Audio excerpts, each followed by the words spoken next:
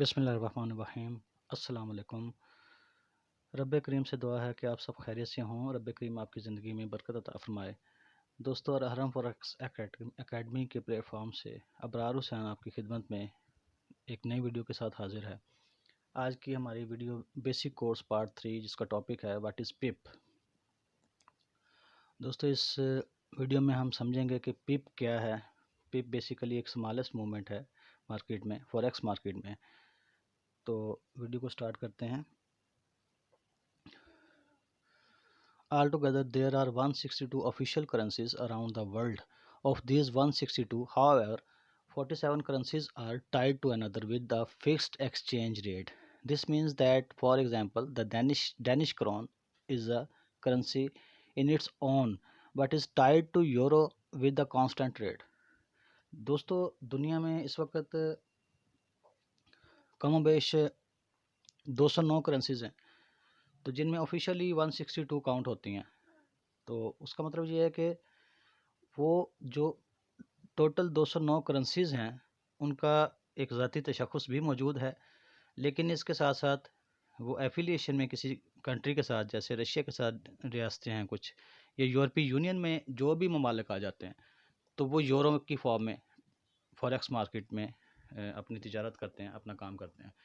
तो यहाँ पे एक मिसाल दी गई है कि 162 टोटल जो है वो बड़ी करेंसीज़ हैं, जिनमें से 47 करेंसीज़ ऐसी हैं जो टाइड टू अनदर विद।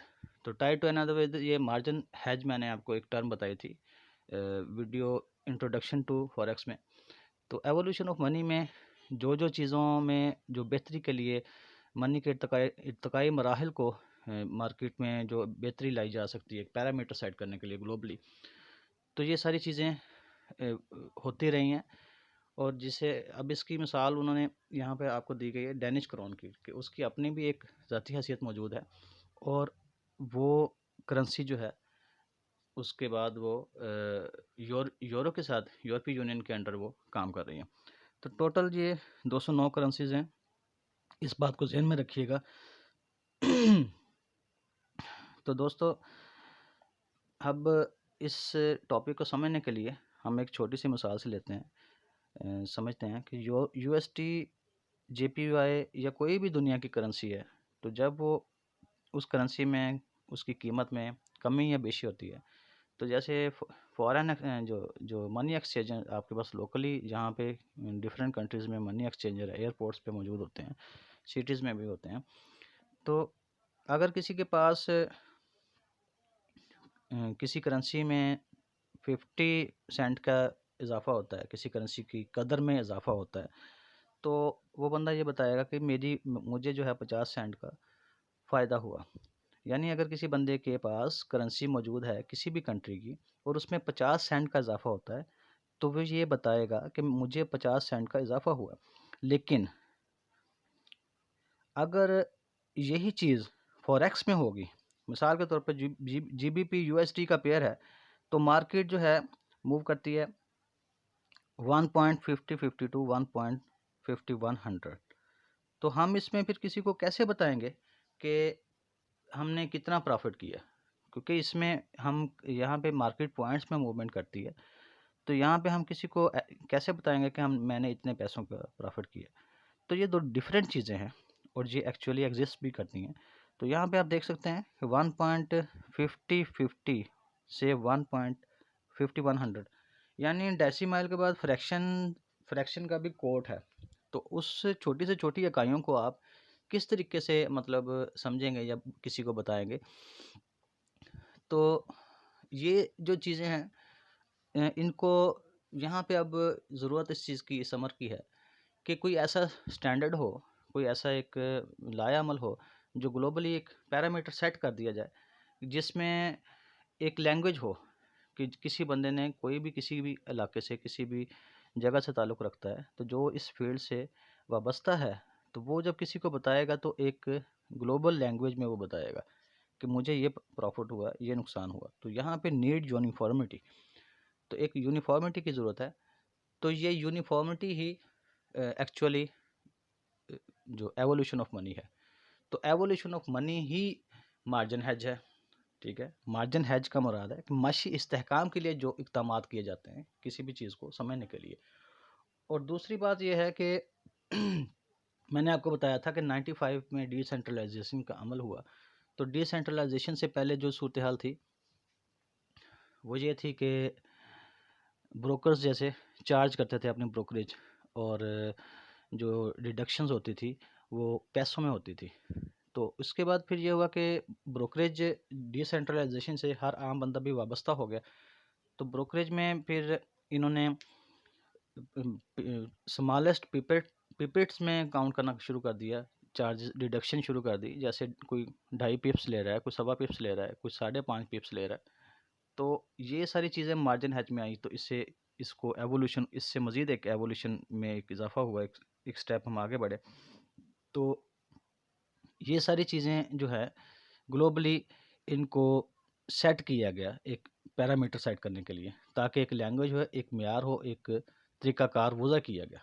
तो इन सारी चीज़ों के लिए फिर पिप्स जो है ना, आप किसी भी जगह पे किसी भी ब्रोकर के पास काम करेंगे तो वो आपको मदद चाहता हूँ, तो वो आपको पिप में डिडक्शन करेगा। आपकी ट्रेड माइनस से स्टार्ट होगी, जो भी ट्रेड एग्जीक्यूट होगी माइनस से में स्टार्ट होगी, तो माइनस में वो पिप्स में डिडक्शन करेगा।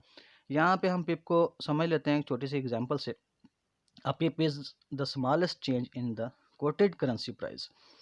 It is usually 1 basic point that is 1/100th और 1% ऑफ करेंसी। मतलब ये है कि पिप जो है मार्केट में सिंपली मैंने आपको जैसे कि बताया कि एक छोटी सी मूवमेंट है, या आप उस करेंसी का 1% कह सकते हैं। ठीक है। तो यहाँ पे कोटेड जो प्राइस है, तो आपने चार्ट में देखा है कि चार्ट में पेयर्स में करेंसी शो होती हैं, जैसे यूरो यूएसडी है, जीबीपी यूएसडी है। तो पेयर्स में जो पहली करेंसी होती है तो वो होती है कोटेड प्राइस, और दूसरी जो होती है वो बेस करेंसी उसे कहते हैं। तो ये कोटेड करेंसी के मतलब ये बता रहा है कि जो वो मार्केट की मूवमेंट जो हो रही होती है, मैं अभी आपको चार्ट से हम आपको इसको समझेंगे कि मार्केट में जो मूवमेंट हो रही है किसी भी पेयर में, वो मूवमेंट जो है वो कोटेड प्राइस के हवाले से होगी, कोटेड करेंसी जो होगी, कोटेड करेंसी की प्राइस के हवाले से होगी। इसको मज़ीद हम समझने के लिए एक मिसाल है आगे, तो उस मिसाल में हम अब पिप को समझने के लिए कि पिप क्या है, कैसे मूवमेंट करती है। तो यहाँ पे हमारे पास if we have USD JPY moves 12.12 to 12.13, we will say that it has moved by 1 pip. तो 12.12 से 12.13 की मूवमेंट में 1 पिप की मूवमेंट हुई। ठीक है, पॉइंट के बाद डेसिमल में। Same like that if USD JPY moves from 12.12 to 12.22, we will say that it has moved by 10 pips। दोस्तों ये आप देख सकते हैं कि डेसिमल में थोड़ा सा फ़र्क से 1 से 10 पिप का फ़र्क पड़ गया।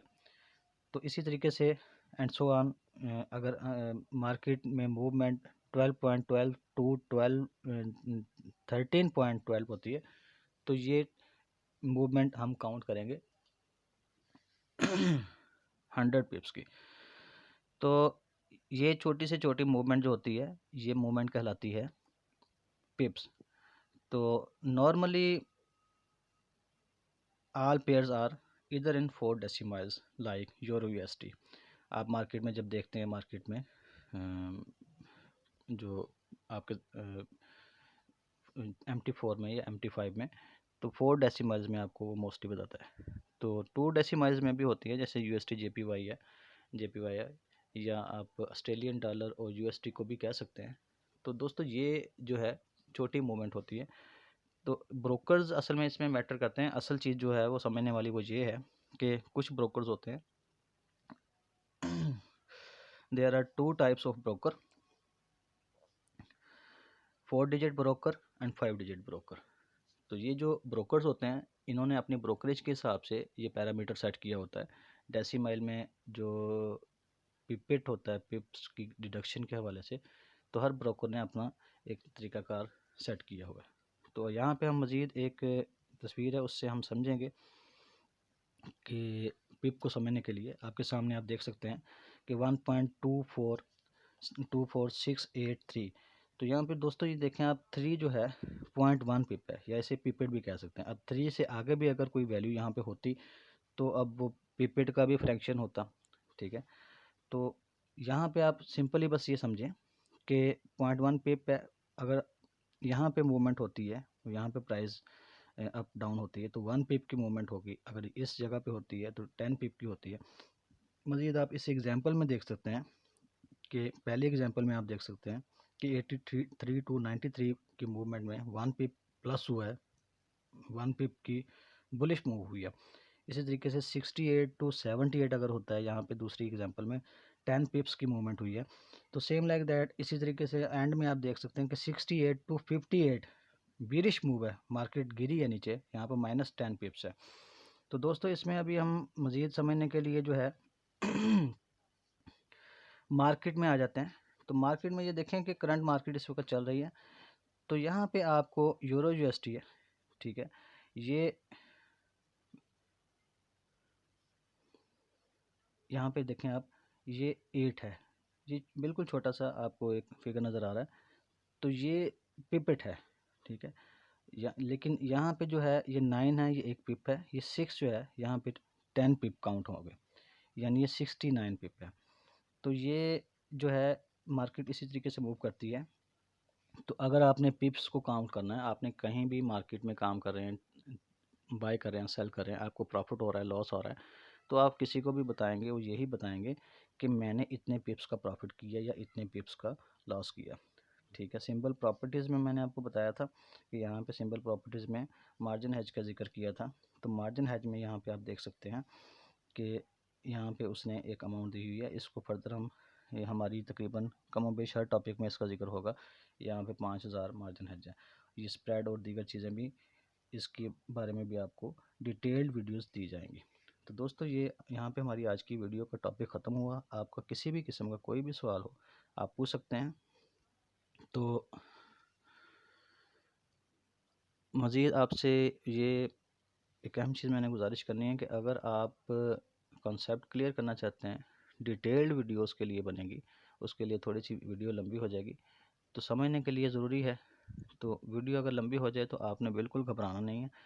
तो वीडियो के साथ अगर उसमें डाटा मज़ीद बंदा ऐड करता है, कोई एक्स्ट्रा ऑर्डिनरी चीज़ें ऐड करता है, तो ऑब्वियसली वीडियो लंबी होगी। तो असल चीज़, मकसद हमारा ये है कि हमें समझ आए चीज़ों की। तो आप अपनी राय से ज़रूर आगाह कीजिएगा, और इंशाल्लाह ताला नेक्स्ट वीडियो तक के लिए इजाज़त चाहूँगा। अल्लाह हाफ़िज़।